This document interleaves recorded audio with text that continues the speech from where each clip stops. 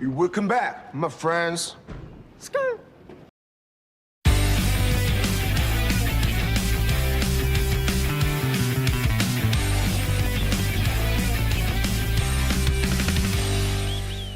Hi there guys, just some ordinary dude here and welcome to another edition of Discussions with the Dude. Today I'm joined by two fellow members of the Loud fandom. First of all we have returning guest Gilbert Gan. How are you? Oh, lovely dude. And Except for this also, weekend. and also today we have what many of you'll know him as Nickelodeon Fan 1990. His name is Brody. He's joining us for the first time today. How are you? I'm doing great. And hello, people out there. I'm Buddy Mosby, but you can call me the Cartoon Finder if you like. Yeah. So today, what we're going to discuss is diversity within the Loud House franchise, including the Casagrandes and all that sort of thing. Many would say the Loud House is quite a progressive show for a number of reasons. I mean, as far back as its first season, you have, for example, Clyde's dads, who are a same-sex couple, and unlike a lot of other shows who make a big deal out of it, this show just treats it in the sort of normal way that it should. It doesn't make a big deal. They're just there, and since then they've done a whole lot more. They've done Luna and Sam, they've done Becky and Dodge, and then you've got ethnic minorities. There's a lot of that, like with the spin-off and everything. You've got a lot of what do they call it? Yeah, the LGBTQ community. There's a lot of representation there. I know Josh Pulliam, who many of you know as JPO Mayor. He's a very big fan of that aspect of the show. So yeah, I suppose we'll sort of touch on our general thoughts on how well how well the franchise has done this, and maybe some of the best examples of it. So for you guys, when we talk about diversity, when we talk about the inclusion and representation of various groups of people, how well do you think the Loud House has done this overall? I think it's doing very well. In many aspects of the show, touching this type of subject, and I remember when I first heard about these same-sex couples, Clyde's dad and Luna and Sam and stuff like that. I was shocked. Think about this. An 11-year-old kid just seeing two couples of the same sex together. It was like, whoa, that's mind blowing. And being a cartoon fan myself, there has been many examples, but I don't think any other cartoon has done it better, unlike the Loud House, because they don't treat it like it's a big event. Exactly. They don't treat it as like, oh, it's the most important thing in the world. It's like the Owl House and other cartoons like that. But the Loud House, I think they did it pretty well, because it's not all about the importance of it. It's just what these characters feel in a relationship such as it's this. treated as just a typical thing, isn't it? An everyday occurrence. It's not abnormal. It's just there, and it's just blends in with everything else, and it's just like you say, it's not made a big deal out of. I mean, a lot of people refer to Clyde's dads. But I actually think an even more like a really funny example comes from the Casagrandes, where obviously you have the really sort of rough tomboy Becky, and suddenly in the Dodgeball episode, it's just sort of revealed that she and Dodge are a couple, and I'm like, it's just sort of done in such a sudden way, and you're like, oh, okay. And they don't make a big deal of it. It's just a quick interaction or two, and then they just get right back on with the plot, and it's like, yeah, okay. Yeah, and of course, I'll put a more better example in modern Loud House nowadays is one of Lenny's friends, Miguel. Oh, yeah. like for a long time, we knew he was gay. Yeah. But of course, the show never touched base on it until like recently with one of the episodes that came out a couple months ago. Yeah. Well, it was before that, wasn't it? Because when then he first met Gavin, it was wasn't it Miguel who had a crush on him? Oh yeah, and then that whole episode was episode. trying to get Miguel and Gavin together, but it turned out Gavin was a straight man who fancied Lenny, and so obviously Miguel didn't get his crush that time. I mean, when you think about it with Luna, she was attracted to Sam, but then again, she was in her social group, so she probably might have had an idea that Sam has a preference for other women, much like herself. So I suppose that one was more likely to work. Miguel didn't really know Gavin, so I suppose he didn't know what his sexual preferences were. So it was more likely that he was going to get knocked back because Gavin, there was nothing to suggest Gavin was gay particularly. So of course that was what happened there, and Gavin ended up with Lenny for a while. Although with a recent season 9 episode, it might be implied that that's already over, but whatever. Yeah. Spoiler alert, I haven't seen that. Yeah, well, I haven't actually seen it myself either. I've just heard about it, but yeah, I saw it myself. I'm not going to give anything away, but I will say it's one of the best episodes I've ever seen in this new arc. I suppose. Yeah. But hey, opinions change and for others, so Yeah, I'm not here to gloat. Yeah. I'm gonna comment about. But yeah, if we sort of so obviously there was the thing with Miguel.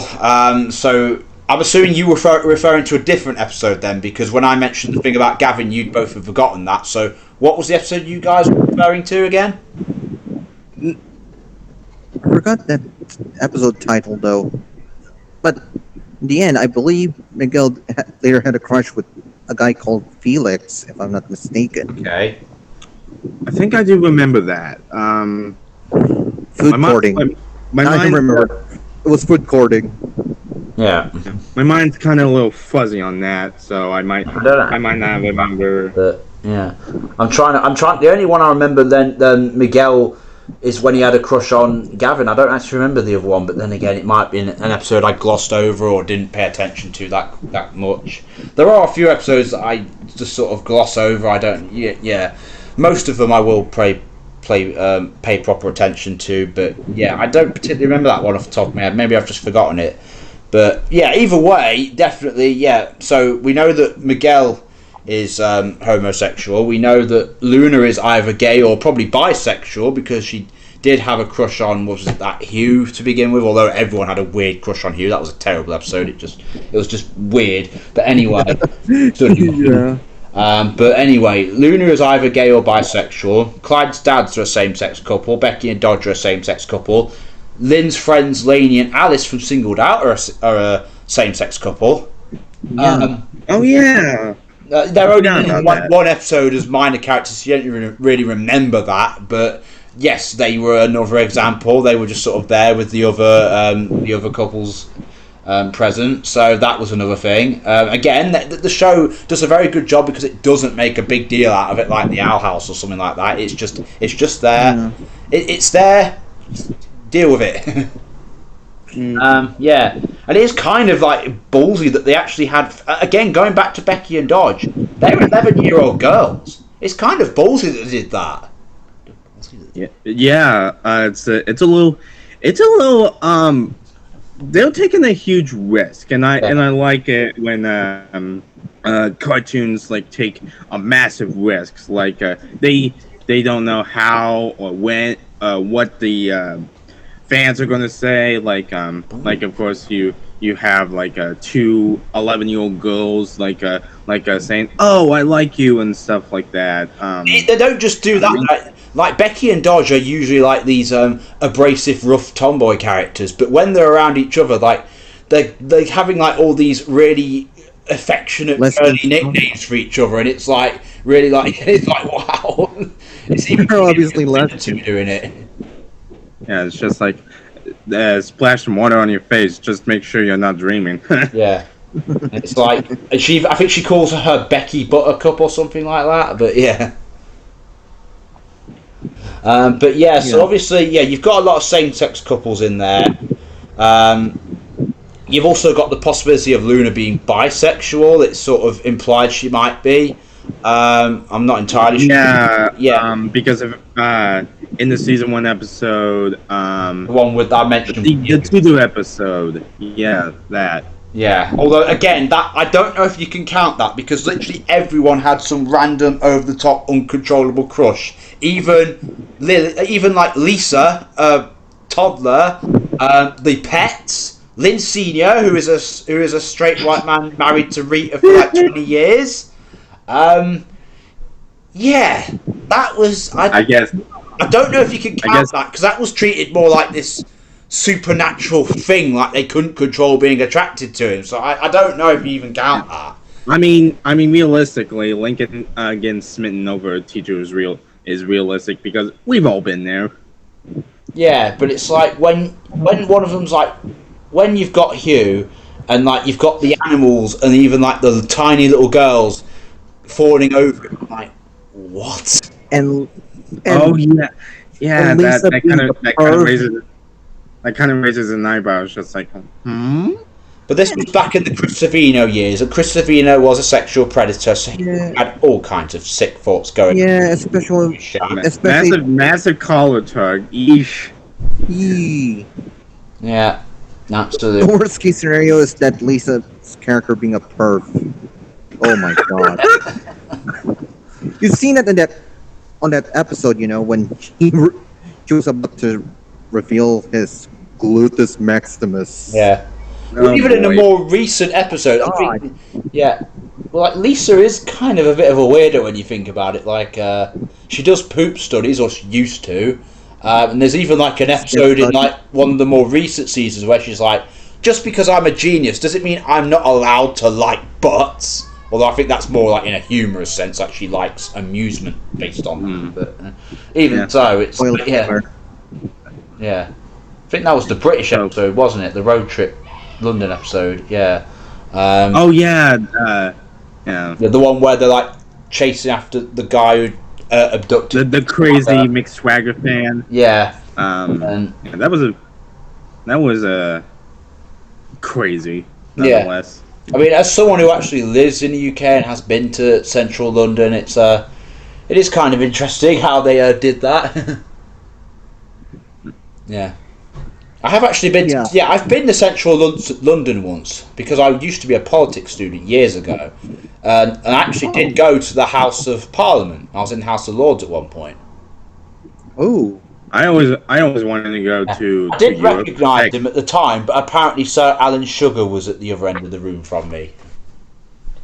I mean, dude, I always wanted to go to London, or in this case, Europe, because there were a lot of places I wanted to go, thanks to the to not only the London arc, but also the Loudhouse movie from a few years ago. Like Scotland. Of course, Loud isn't a real place, I don't think, but obviously Scotland in general is. Yeah. Oh. Yeah, or is it real? I don't know. London, Italy, maybe a bit of Greece. Even though I'm not a huge fan on the Greece episode. All the places to go to in the Loud House arc, of course. Oh. Anyways, we're getting off topic. We don't worry. As I said, we do that all the time on here. It's not a problem. Yeah. So obviously, we've got the presence of gays, possibly bisexuals. I can't particularly remember any transgender characters. But Maddie Taylor, aka Dana DeFrance. Okay. Right. Yeah. But Toads and Tiaras, remember? And sometime later, right, when Matt Taylor became a transgender by the name of Maddie Taylor. Right. Okay. But how about we go into an interesting topic, like what does it mean for the future of these characters? Like if you guys don't know, Paramount and Skydance merged with each other, so and everyone's asking, what's going to happen? What, for the last? Oh boy! I really don't know. I honestly think the show's going to end soon, and I have actually got another podcast that's coming out soon that I did with Alana, who obviously you know, Gilbert, about the random like unorderly like releasing of episodes out of their proper order. Like we've got season 10 coming out before most of season 9 and so on, and it's like I think there's some chaos going on behind the scenes, if I'm perfectly honest with you. I wouldn't be surprised if season 10 was the last season, and it's a shame because despite the show being moderately successful, let's face it, it's only scratched the surface of what it's capable of, like reaching potential wise. Face it. Like I do believe if the Loud House was firing on all cylinders and had been dealt with a far better set of circumstances, and there weren't so much holding it back and going against it all the time, it could have been on par with SpongeBob for popularity and on par with Avatar in quality. I really believe that, but it's not got anywhere near that level. And and it's a shame because the Loud House, it could do so much with all its colourful characters, with the world that it's built, everything. There are so many more stories to tell, and yet they seem to have run out of ideas, which is strange because I've got literally hundreds of them. But all of them that are fully fledged out, that could actually work as real episodes. I've even made spec scripts of some of them. But the legal team won't let people outside of Nickelodeon, give them ideas or talk to them. We have actually contacted. Which I think is kind of BS in my opinion. Like, of course it is. Like technically, it's like, think of this.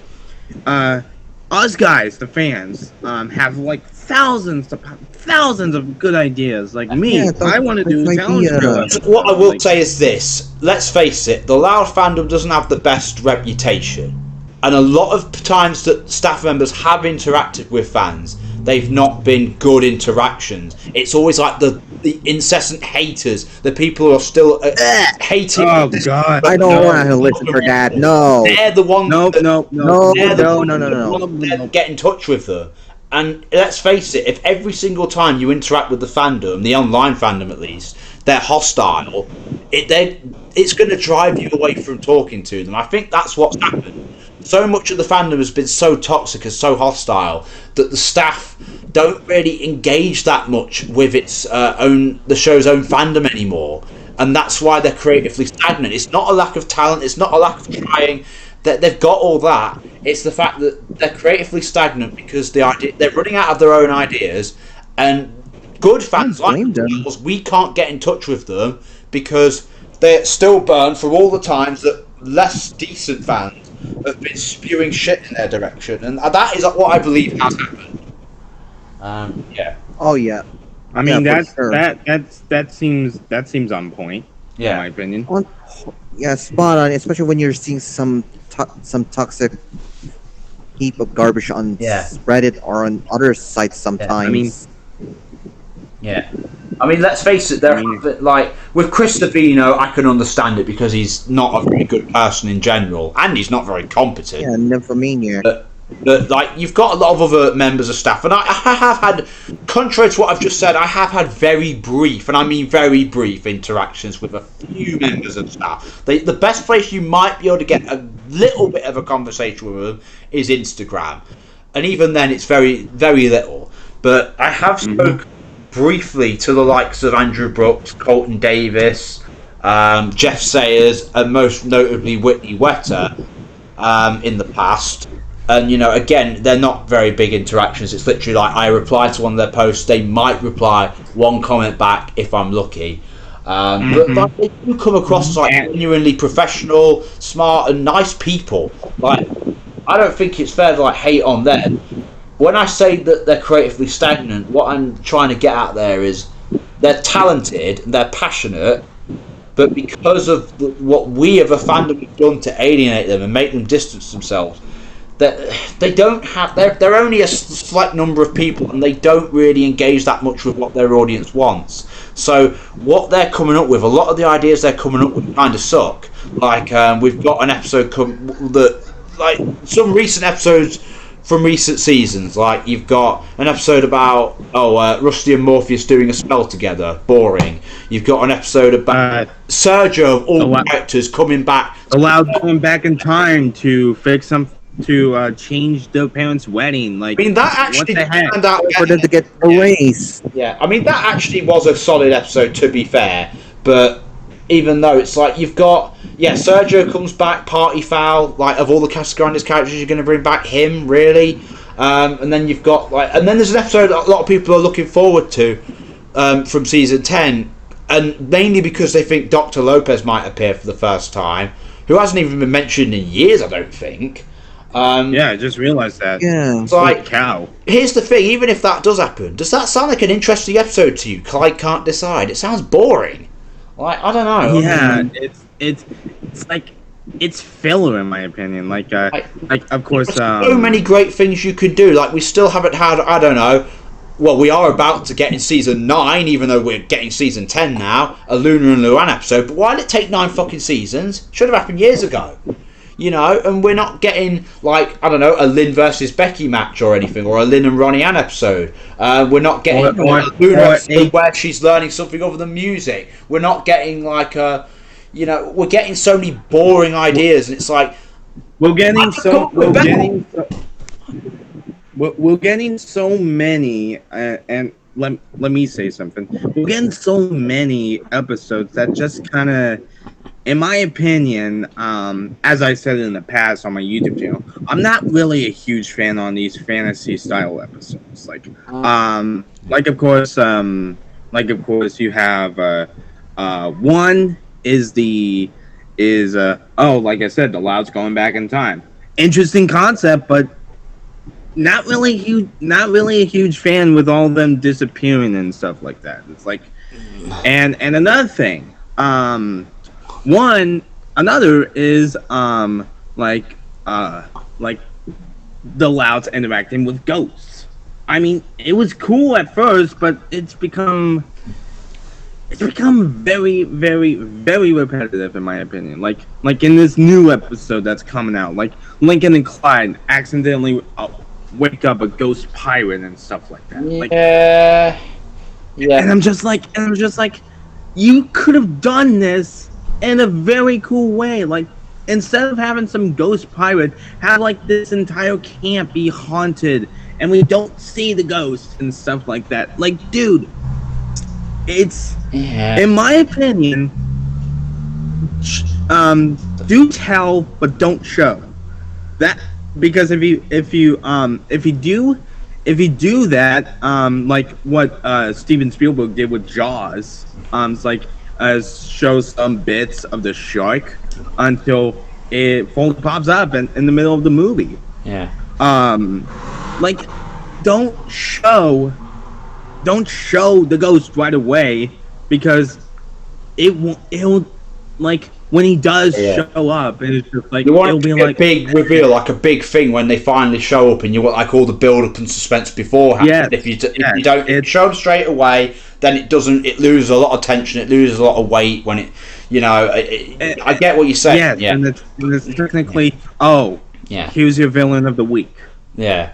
But I will say, I won't go too much into this, one, because it's not the main topic, but two, I've already done quite a big in-depth podcast with Josh about this. You might have already watched it, but my basic opinion on the fantasy stories is I think there's a place for it, but as long as, one, it's not done too often, because the main focus should be slice of life, really, and two, when it is done, is it justified? Does it add to the story? Does it benefit it? If it doesn't benefit the story, it shouldn't be done. For example, I've ribbed on it enough, but my thoughts on the Winning Spirit. It's an easy one to pick out. It was fine what we got, but it would have been more interesting if Lynn was doing it instead of that ghost. But there you go. But to sort of, we'll try and go back on topic now, because so if we go back to diversity in the Loud House, the Loud House franchise, we could also talk. We've talked about the presence and representation of lesbians and gays and that sort of thing. But I suppose we could also talk about the presence and representation of different cultures, different ethnic races, and that sort of thing. Because obviously, a very big very big prominent difference between the Loud House and its main successor, its spin-off, Casagrandes, is obviously the Loud House focuses on a suburban Caucasian family, and obviously you have the Mexican family, the Casagrandes, in the city, and then you have obviously because the show now has such a massive cast. You have people of all different races. Like obviously Clyde is African American. Then you've got the Changs. They're a half Chinese family. And then you have like some British characters, and you have like some obviously European characters, especially across like the films and everything.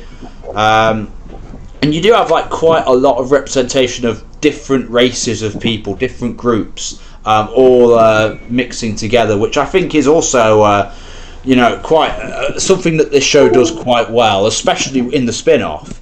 I do have to give it credit for that. What about you guys? What's your opinion on how the show was used, and how the presence of how well it's included different ethnic groups of characters? I love They're it. actually doing it okay, in my opinion. Especially with the Changs, particularly with that one focused episode about Stanley Cheng cooking bao for the people. Yeah. If I'm not mistaken by that. Yeah.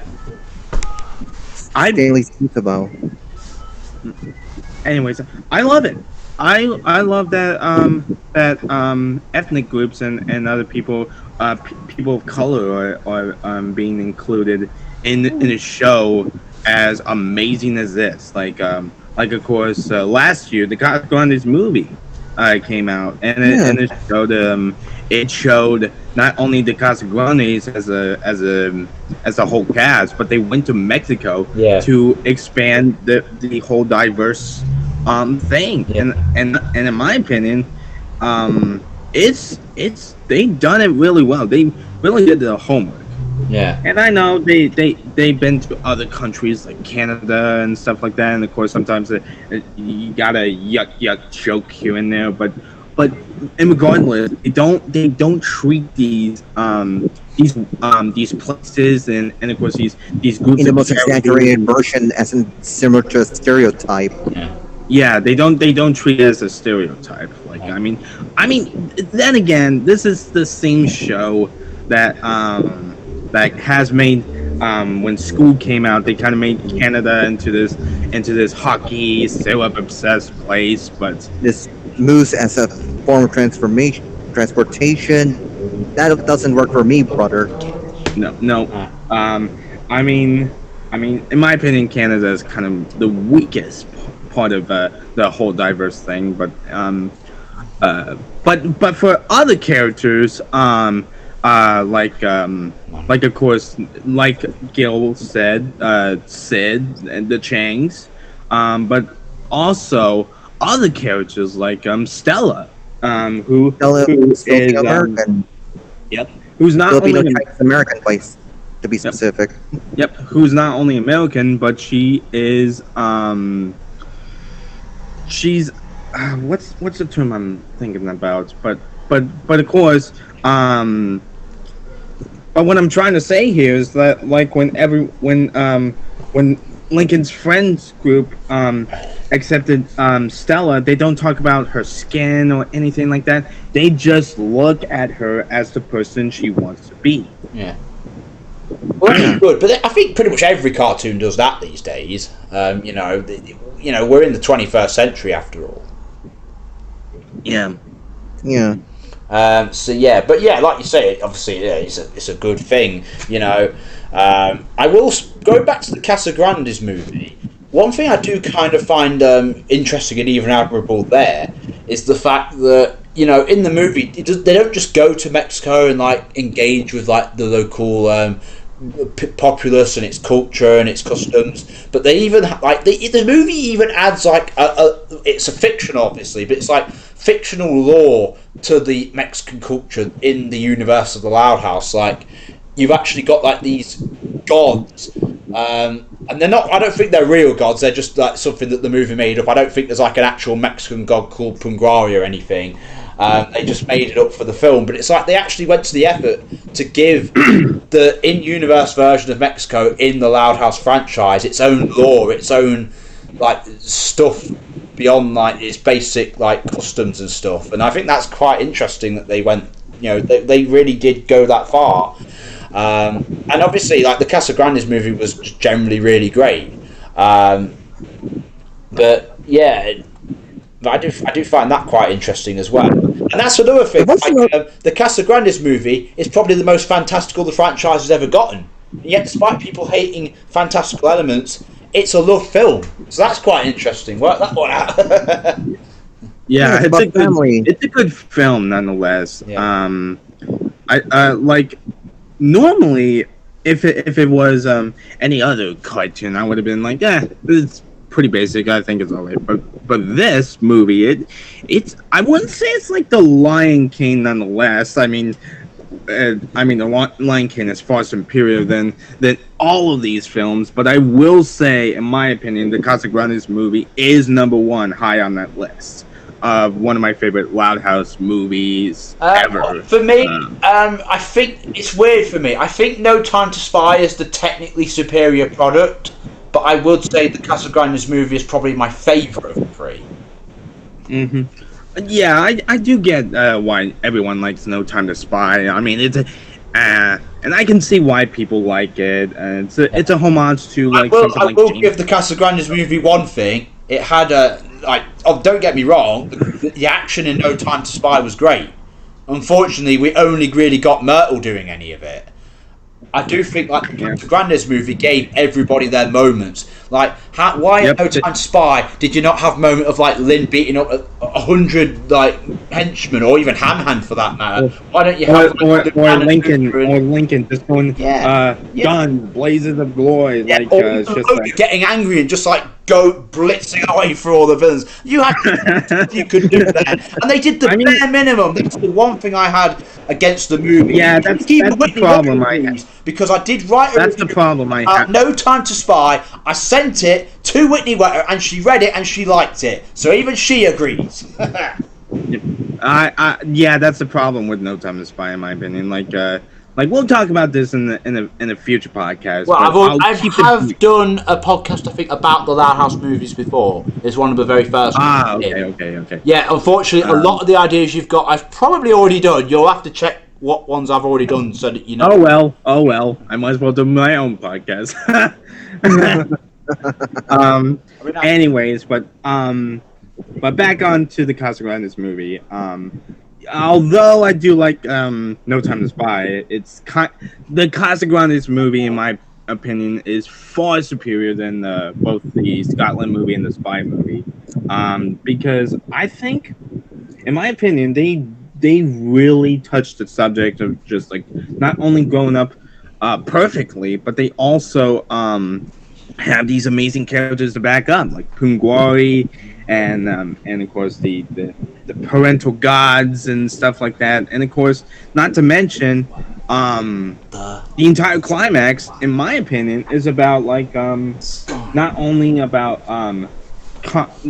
conquering some in my opinion, like not only they're literally fighting Hades. Like what more could you ask for in this movie?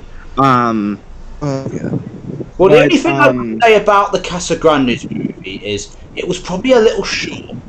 It was only 90 minutes long, and I do think like there are a few things they could have fleshed out a bit more. For example, the relationship between Ronnie and Punguari is great, but I do think like they could have given them a bit more time together before the reveal of Punguari like tricking her. It would have hit home a bit more if they'd have paced it a bit better, like they'd slowed it down a bit. Whereas it just sort of rushed from story point to story point, and it's like, okay, it's really good, but take your time a little bit more. You don't need to. Yeah, it's like minutes. I know these are kids' films, but for us cartoon connoisseurs like you and me, well, it doesn't have to be really long. Down a bit. Just 15 minutes extra is all they would have needed to do. It's like Yeah. and that's a problem I also have with the Netflix film.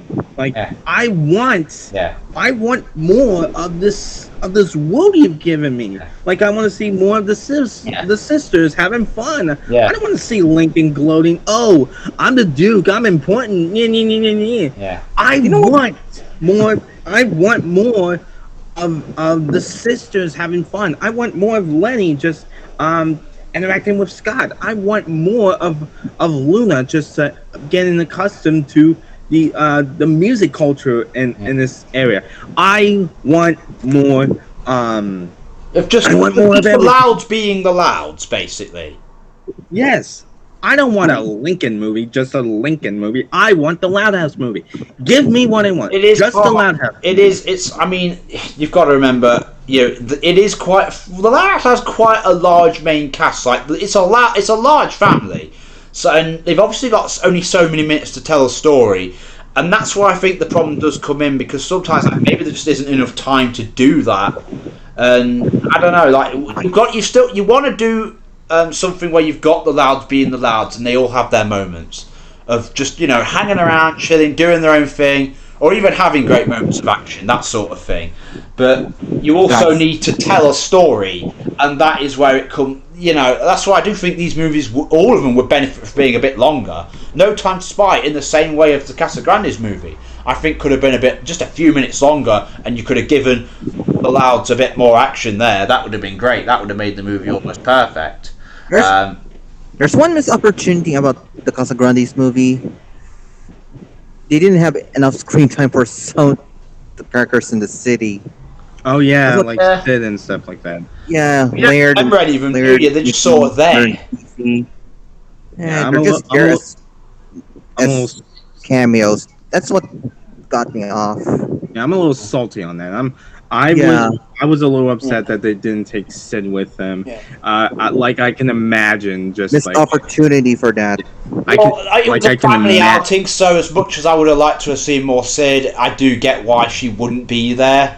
Because obviously, why would the Casagrandes family just randomly take Sid and not the rest of the chain? You know what I mean? Or even some Brody skateboard clique.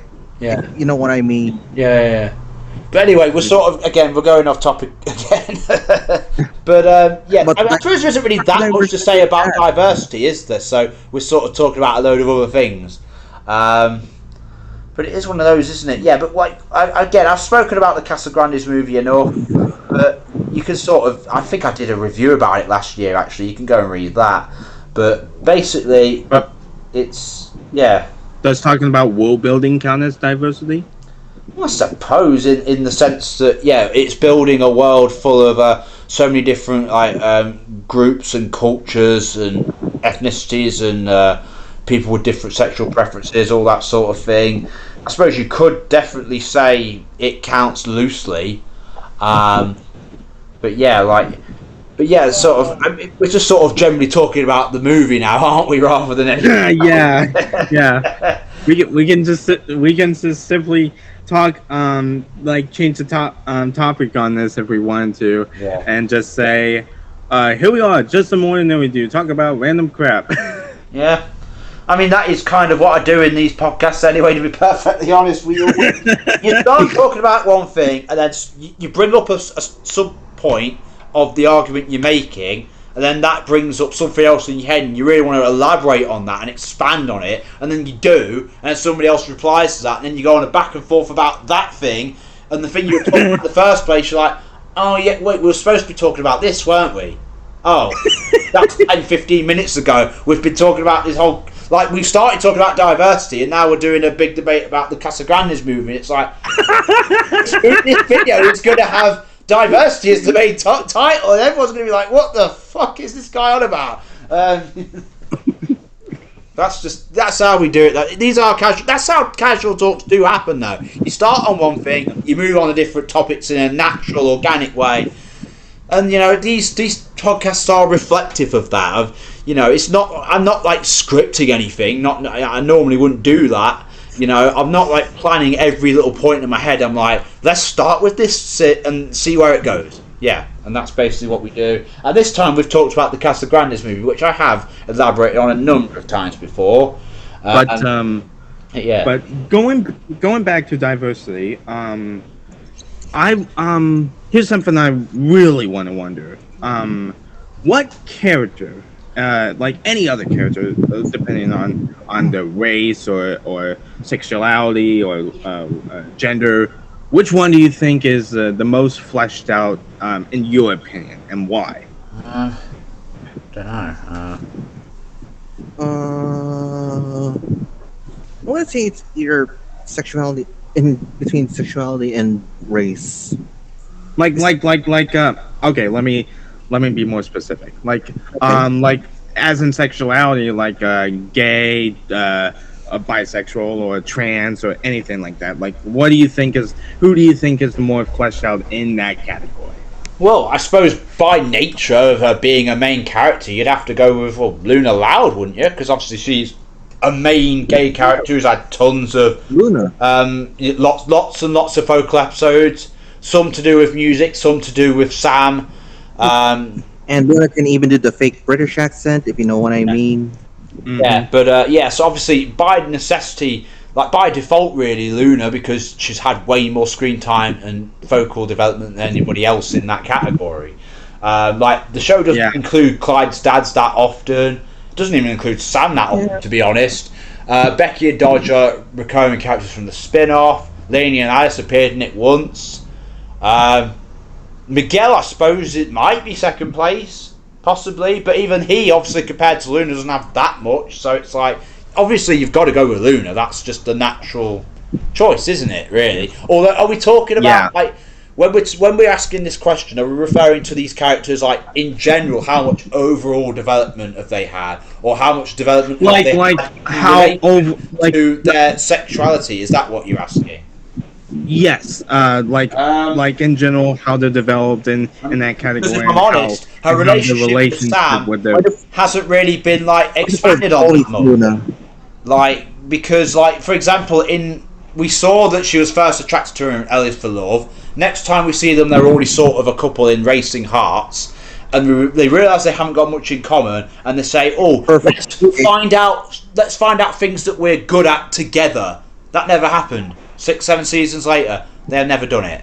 And now, Luna and Sam are just two members of the Moon Goats band. They normally appear as a band. Luna and Sam don't really have that many moments just as a couple together. So I'm not actually, you know what I mean? Like, but then again, they haven't really done that much for anybody else. So, you know, because again, what we're praising is the fact that they don't make a big deal out of it.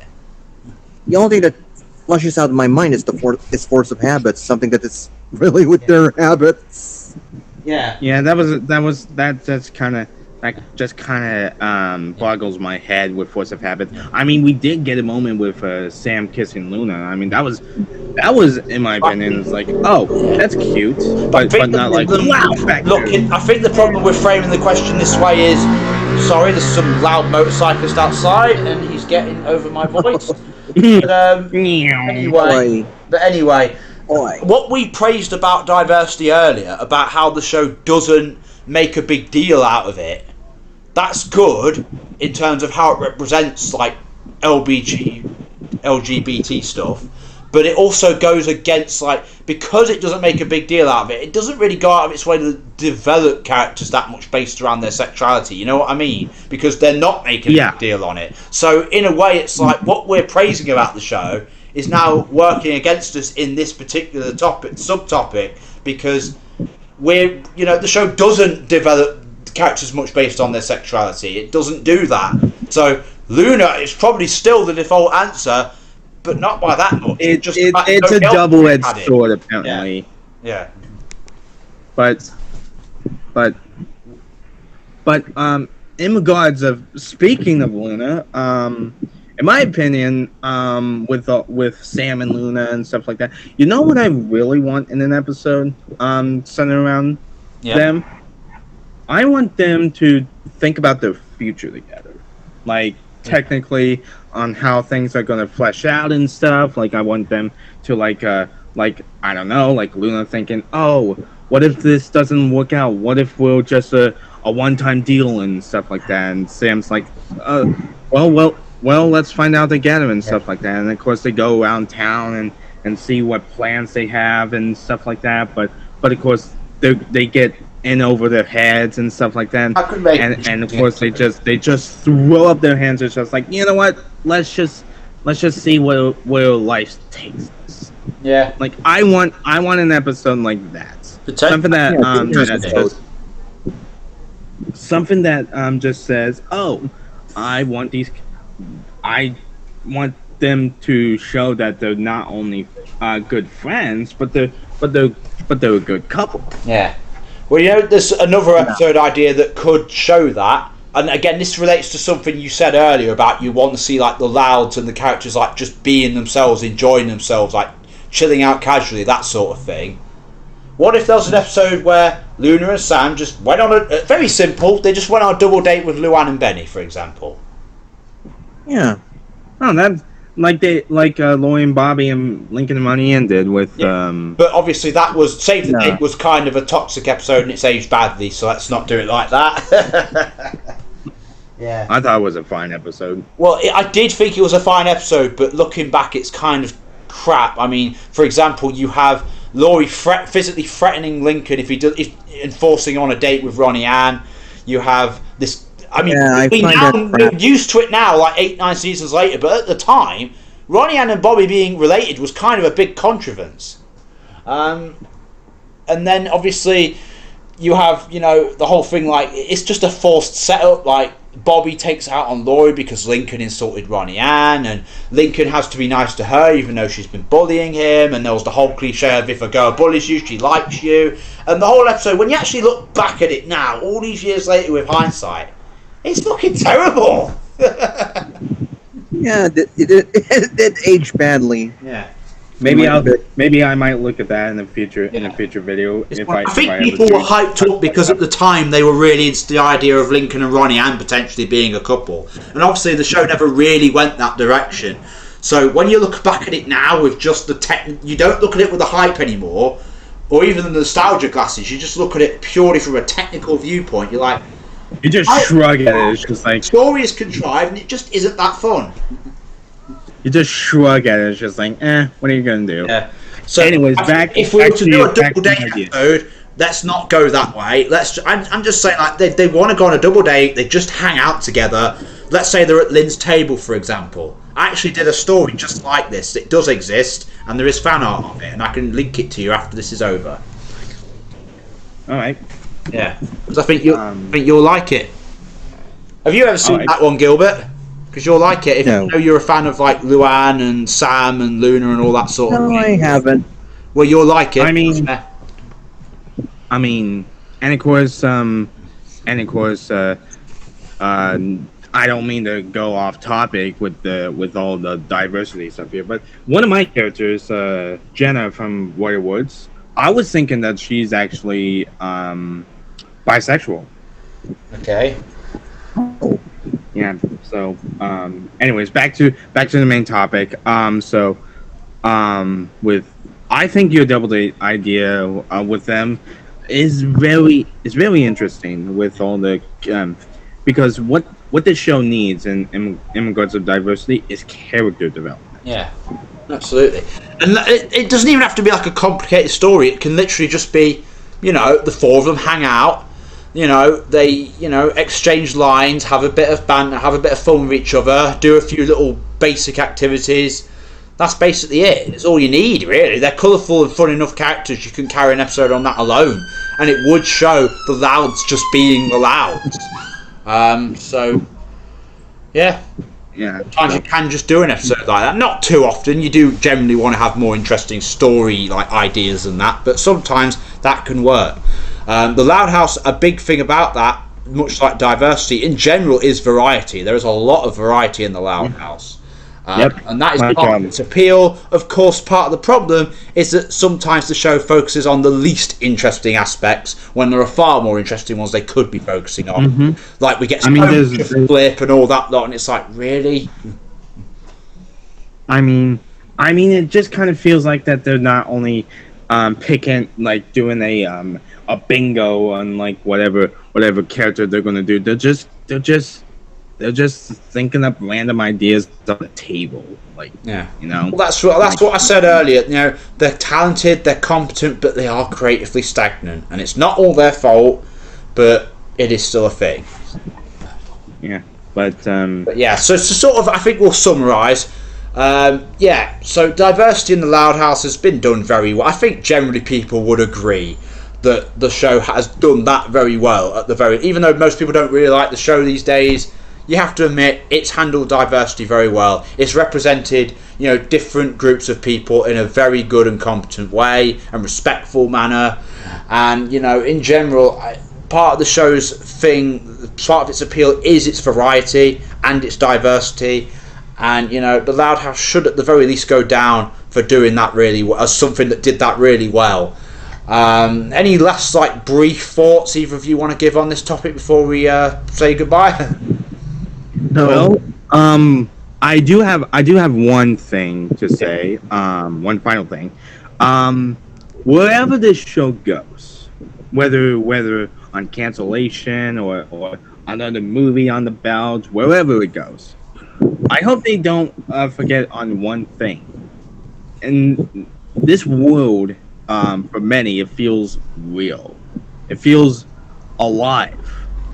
And of course, these characters for others, it feels they feel very like they've been here throughout our entire lives.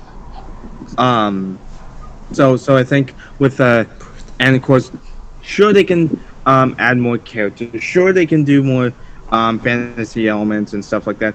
But there's one thing that that will never change, and that is they have a huge diverse world full of these same-sex couples, these amazing worlds of culture and stuff like that, and these funny and lovable characters of race and stuff like that. I hope they continue to do more of these stories and stuff like that for the very future. If it takes another 5 years or anything, I hope wherever this goes, I hope the Loud House is continues to strive in being diverse. Yeah, pretty well said. So yeah, I think that pretty much wraps things up. Thank you both, Brody and Gilbert, for appearing on this podcast. We were going to have a few other people join us, but things get in the way. I think there will be at some point in the future another group podcast. Maybe we could do a part. Maybe we could do a part 2 with the others, if you know what I mean. Yeah. Josh wants to do that podcast about wasted Casagrandes characters, doesn't he? So we've done the diversity one, so we could do that one next time. I know he has a lot to say about that. And hopefully we can even I have something to say about that there one as too. well, and Ali Gindio. That would be nice. And have like a big group of us doing it. The only issue is, of course, we all have different time zones and different plans, different routines. Yeah, and schedule conflicts, if you know what I mean. Yeah, so of course it's going to be difficult to make that work.